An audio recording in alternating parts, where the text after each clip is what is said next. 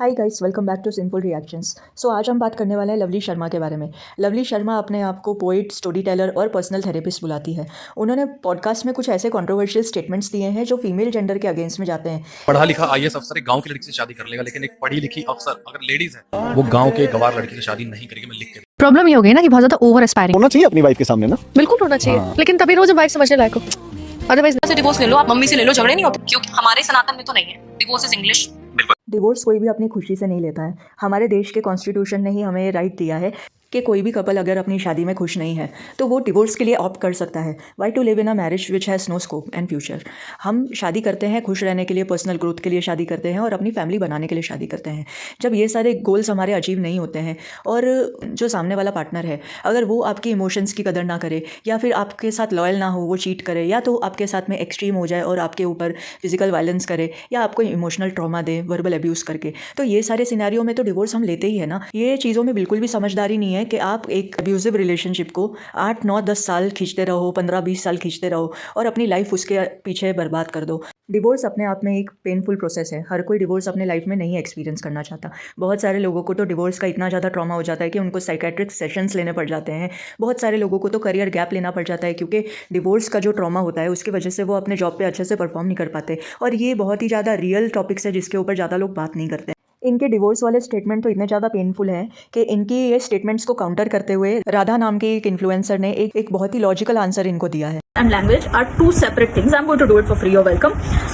Sanatan is a religion. It's faith. And English and Urdu are languages.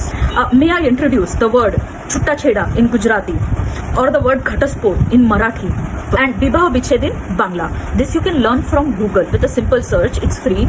Please try it. किसी भी एक gender को बहुत ज़्यादा फेवर देना और दूसरे जेंडर को नीचे गिराना, I don't support that mentality. जब एक आदमी कमाता है वो पूरे घर के लिए कमाता है। वो अपनी माँ के लिए, अपने बाप के लिए, अपनी बीवी। एक औरत कमाती है तो वो अपने लिए कमाती है और फिर वो ये कहती है कि अब मुझे किसी की जरूरत नहीं है। ऐसी सब स्टेटमेंट्स आप विदाउट डेटा पब्लिक फोरम पे बैठ के कैसे दे सकती हैं? आपको पता भी है हमारे देश के टोटल पॉपुलेशन में से 14% फीमेल एंटरप्रीनर्स जो 17% जीडीपी में कंट्रीब्यूट करती हैं। इसका मतलब क्या है कि 17% जो जीडीपी में जा रहा है वो महिलाओं के वजह से जा रहा है और ये सब महिलाएं कितने लोगों का घर चला रही हैं। तो आप ऐसी सब धकियानुसी बातें आप अपने पॉडकास्ट में बैठ के, आप एक इन्फ्लुएंसर हो, आप अपनी रिस्पॉन्सिबिलिटी नहीं समझ रहे हो, आप अच्छी बातें करने की बजाय आप ऐसी डिग्रेडिंग चीज़ें बोल रहे हो फीमेल जेंडर के अगेंस्ट में। आपको थोड़ा सोचना चाहिए, या तो फिर आप केसेस को स्पेसिफाई करो कि आप किन केसेस के अगेंस्ट में ऐसी स्टेटमेंट्स दे रहे हो। लड़कियों को शर्म आती है अगर वो महंगी गाड़ी में नहीं बैठी हैं, वो महंगे कपड़े नहीं पहन रही हैं, वो अपनी गोदी में बच्चा लेके घूम रही हैं। लड़कियां यार, पता है क्या है प्रॉब्लम? ये हो गई ना कि बहुत ज्यादा ओवर एस्पायरिंग हो गई है, ओवर डिमांडिंग हो गई है और ओवर एक्सपेक्टिंग हो गई। लड़कियों के बारे में ये बोलना कि लड़कियां ओवर एम्बिशियस है, बहुत ही ज़्यादा करियर ओरिएंटेड है और लड़कियों को महंगी चीज़ें पसंद है, उनको हाथ में बच्चा पकड़ना पसंद नहीं है, बच्चे को लेके घूमने में उनको शर्मिंदगी होती है, उनको महंगी कारों में बैठना है। ये सब सुन के बहुत ही ज़्यादा सैड लगता है और कहीं ना कहीं ऐसा लगता है ये कौन से माइंडसेट की व्यक्ति हैं जो ऐसी सब स्टेटमेंट्स दे रही हैं। शायद इन्होंने कुछ रिसर्च नहीं किया है और आई थिंक इन्होंने रियल केसेस नहीं देखे हैं। जैसे बहुत सारी लड़कियों ने सिर्फ प्यार के लिए बहुत सारे एडजस्टमेंट्स किए हैं, अपने से छोटे लेवल के घर में शादी की है और बहुत सारी चीज़ें तो छोड़ भी दी हैं। बहुत सारे ऐसे केसेस है जहाँ पे शादी करने के बाद में लड़कियों को जॉब नहीं करने दिया जाता। बहुत सारी लड़कियों को तो शादी करने के बाद में जब ये पता चलता है कि अगर हस्बैंड की इतनी अर्निंग कैपेसिटी नहीं है, वो एक रिस्पॉन्सिबिलिटी लेती है, बाहर निकलती है घर से कमाने के लिए और अपने घर की जिम्मेदारी इक्वली संभालती है। तो आप ये नहीं कह सकते कि हर एक लड़की ऐसी है। मैं मना नहीं कर रही हूँ कि इंडिया में ऐसे केसेस नहीं है जहाँ पे लड़कियाँ ऐसा करती है, बिल्कुल करती हैं। बहुत सारे केसेस हैं जिसमें पति ने अपनी पत्नी को पढ़ाया लिखाया लेकिन फिर बाद में वो अपने लवर के साथ में शादी करके उसको छोड़ के भाग गई है। बहुत सारे ऐसे केसेस हैं। अगर उन केसेस के बारे में आप बात कर रही हैं तो आपको अपने पॉडकास्ट में वो चीज़ें मेंशन करनी चाहिए। एक इंटरव्यू में तो इन्होंने ये भी कहा था कि जब शादी से पहले इनका जब अफेयर चल रहा था अपने पति के साथ में और इनके पेरेंट्स नहीं मान रहे थे शादी के लिए, तो इनके पति के जो माँ बाप हैं उन्होंने इनके पेरेंट्स के ऊपर धौंस जमाई और ये कहा कि अगर ये दोनों अपने एक दूसरे से ये लोग प्यार तो करते हैं, एक दिन शादी भी करेंगे, अगर भाग के शादी कर लेते हैं तो हमें मत कहना और अगर हमारे पास आ गए तो हमारे पास तो लाइसेंस रिवॉल्वर है। कल को ये लेके भाग गया, मेरे पास मत आना, सबको गोली मार दूंगा। ऐसे माँ बाप इनके भी, बट वो हरियाणा के हैं, एकदम घर में रखे हुए गन वगैरह लाइसेंस्ड, कोई दिक्कत नहीं। ये कोई ऐसी फ्लॉन्ट करने वाली चीज़ नहीं है जो तुम पब्लिक प्लेटफॉर्म पे बता रहे हो। इनका एक बहुत ही रेगुलर पैटर्न है खुद के इन लॉज के बारे में बढ़ चढ़ के बात करना और खुद की शादी के बारे में बढ़ चढ़ के बातें करना और अपनी शादी को दूसरों से कंपेयर करना, दूसरों के लाइफ चॉइसेस को जज करना और ये बोलना कि अगर लड़कियां ओवर एस्पायरिंग है, एम्बिशियस है, दिस एंड दैट। कोई भी जेंडर हो, चाहे वो लड़का हो लड़की हो, अगर ओवर एस्पायरिंग है तो इसमें क्या बुराई है? वो सुट्टा भी मारेगी, वो अल्कोहल भी पिएगी, वो ये नहीं देखेगी कि उसकी हेल्थ पे इफेक्ट आएगा and in future she has to conceive a baby.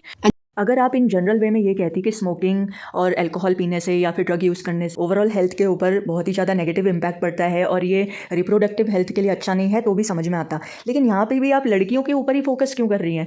अरे लड़कियाँ स्मोक करती है, मैं मना नहीं कर रही हूँ, लेकिन लड़के भी तो स्मोक करते हैं ना। लड़कों के फर्टिलिटी पे क्या कोई असर नहीं पड़ता? आपको पता नहीं है शायद, स्मोकिंग से स्पर्म काउंट बहुत ज़्यादा लो चला जाता है। स्पर्म काउंट, स्पर्म मोर्टेलिटी और मोटिलिटी रेट दोनों ही बहुत ज़्यादा कम हो जाता है और ये बहुत ही ज़्यादा एक सीरियस कंसर्न वाला टॉपिक है। बहुत सारे मेल्स को तो स्मोकिंग और रेगुलर ड्रग अब्यूज़ या फिर अल्कोहल अब्यूज़ से इरेक्टाइल डिसफंक्शनिंग हो जाती है।